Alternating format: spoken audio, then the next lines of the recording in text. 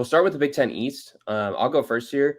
Okay. Just because I think the East is a little bit more fun to predict for this year, even though the West is just as tightly contested at the top, I think, in a lot of people's opinions.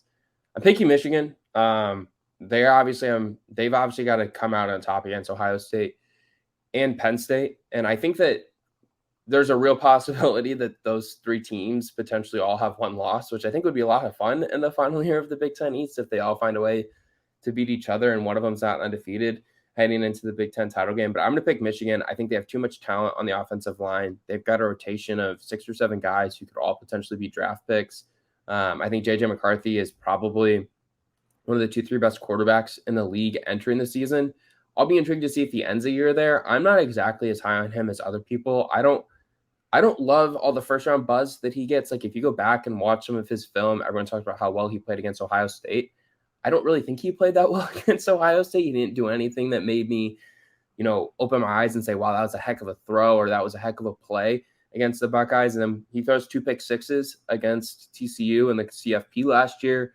I also like that they have, in my opinion, one of the 2-3 best running back rooms in the country with Blake Corum and Donovan Edwards. A little bit of a hot take. I actually think that Donovan Edwards is better than Blake Corum, and I think a lot of people are going to be saying it at the end of the season. Obviously, Corum's coming off that knee injury. And then I like what they have on the defensive side as well. They got to rebuild their pass rush, but they do return Mike Sanderstill in the secondary, and that's obviously a big thing for the Wolverines on the east side of the division, too. I'm picking to come out for a third straight year. OH. You love Ohio State. I do think Ohio State can. I think Ohio State can win it. They will. Putting it in bold font. I will. Like, dude, last year, okay, we watched that whole first half. Do you know there was a point where Ohio State had like 150 rushing yards to Michigan's 10? I mean, Michigan couldn't do anything. The only reason why they won that game is because Ohio State cornerbacks kept falling on their faces. J.J. McCarthy found a couple wide open guys, and Ryan Day called too many screen passes and not enough, forward verts.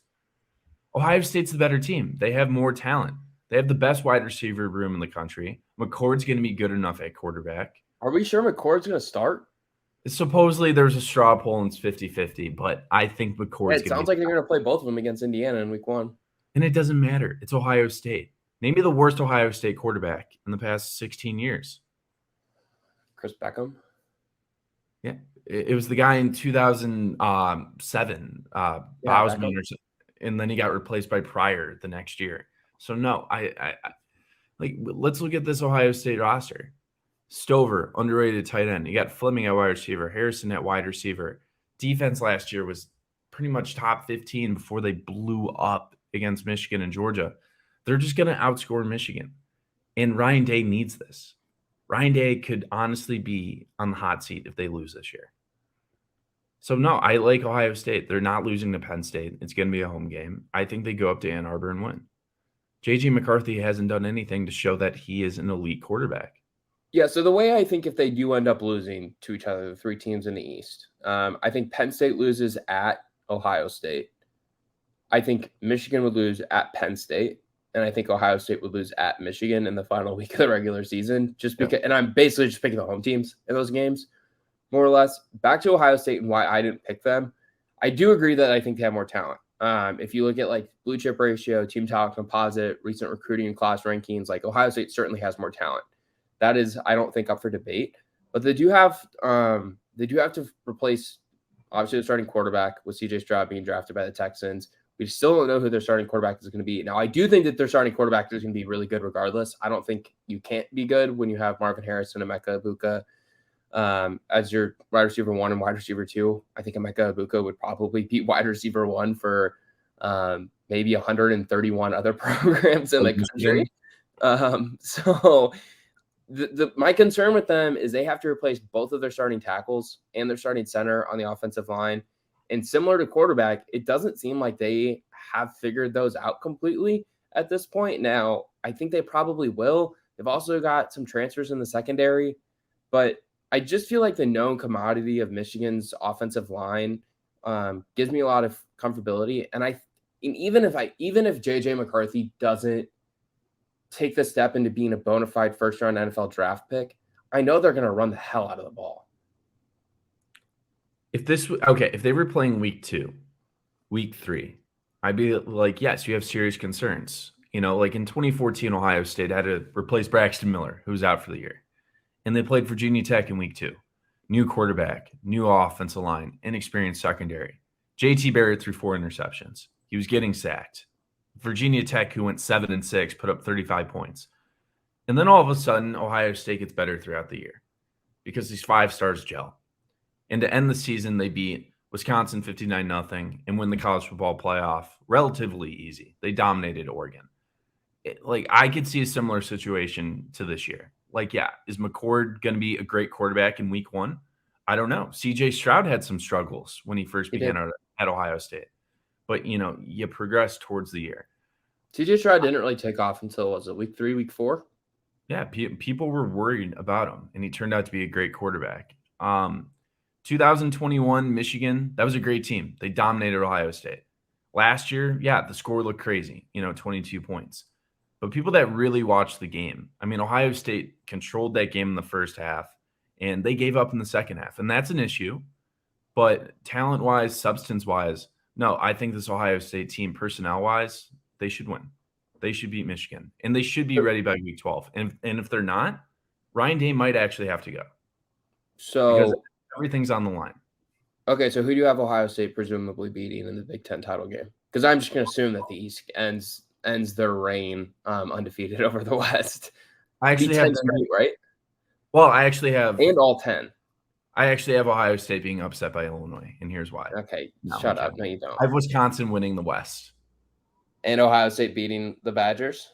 Beating the Badgers. Yeah. Close game. So a decade straight of the Big Ten West dominating the East dominating the West? Yes. Of course.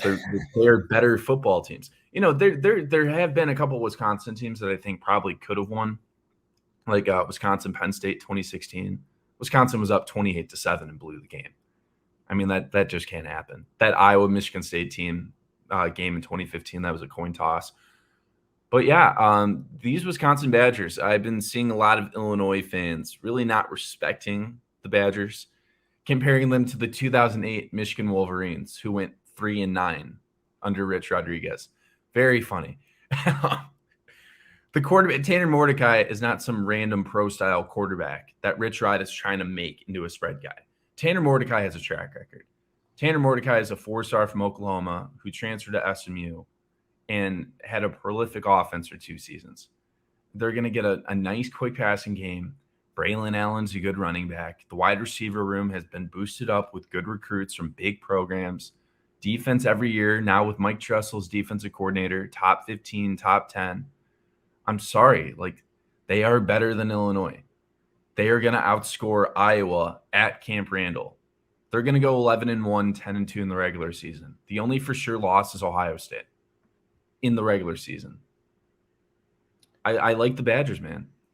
Yeah, so I feel like they have gotten a ton of pub here in the last couple of weeks, which is a little bit interesting because I think for the longest time, there was a lot. So I guess following the teams who have started to get a lot of pub and interest entering the season, I think back to pre-spring practices, it was Penn State. There's a lot of people getting in on Penn State. And then post-spring practices, it was Texas. And then now, as the season approaches, I feel like it's Wisconsin. And I'm kind of starting to feel more Wisconsin momentum as well, personally. And I actually thought about changing this. But my pick is actually Iowa entering the season to win the Big Ten West. I think that their offense is going to be just good enough. I don't think it's going to be a generationally bad offense. I just think there's too much talent there for the offense to be as bad as it was last year. Obviously, Michigan transfer K. McNarma is on the offense as a quarterback now. Eric All transfers in to play tight end opposite Luke Lachey. We know how much success Iowa has developing tight ends. Caleb Brown transfers from Ohio State, a former top 100 receiver. I think that those kind of additions will be huge for them. Now, I do think that there's some concerns about the offensive line developing it probably needs to, but I think that the same thing can be said about Wisconsin. I think both of those offensive lines last year underperformed relative to the program's expectations and what we've become to know of those two programs and the expectations that they have for their offensive lines.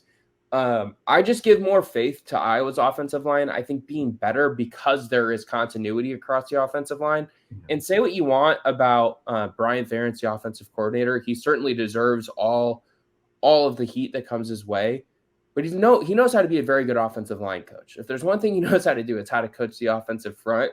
I do think that group will take a step forward. So I'm picking Iowa because I think their offense is going to be around like 70 to 85-ish nationally in total offensive stats. And I expect their defense under Phil Parker to again be one of the best in the country. I know they lose Noah Shannon potentially for a full season because of the NCAA suspension on his gambling stuff. And they've got some other concerns there over at Iowa. But I'm picking Iowa over Wisconsin just because of the continuity aspect of it. But it's very close. I think the Big Ten poll that Cleveland.com released, I think they were separated by 1 vote or 1 point. So I think that's like a true toss-up. I think that's a true toss-up between those two teams to win the Big Ten West. I'm going to sound like Brett Bielema. Hey, I understand your reasoning, but yes, in theory, the offensive line might be better. You look at the personnel overall, but they have to play each other. And realistically, do you think the Iowa Hawkeyes are going to go into Camp Randall, a place where they've won like twice in the past 20 years? I don't know if they necessarily have to win that game to win the West. But they have to play Penn State too, so that's an extra loss. I mean, Ohio State goes to Camp Randall. That's I know, so that evens it out. So if they lose to Wisconsin on the road, but I think there's a potential. I think there's potentially another loss for each team on their schedule. So if they both go 6 and go 7-2, who gets the tiebreaker? You're saying I don't know. Like I think it's going to be very close between the two of them. I think that there is a world where Wisconsin does lose at Camp Randall to Iowa. So that's pretty much what I'm saying is if you think Iowa's going to win the division, 99% means that they win at Camp Randall. And I think that's unrealistic. So I got to take the Badgers. If this was at Iowa, if this was a crazy night game in November, the two rivals playing in Iowa City, I might take the Hawkeyes. But I think the schedule favors up very nicely for the Badgers. If you take out that Ohio State game, this is a cakewalk schedule for Wisconsin. Their other two crossovers are Indiana and Rutgers. So I don't know. We'll see. But Ohio State will win the Big Ten or Michigan. It's going to be one of those schools because the West doesn't have a chance.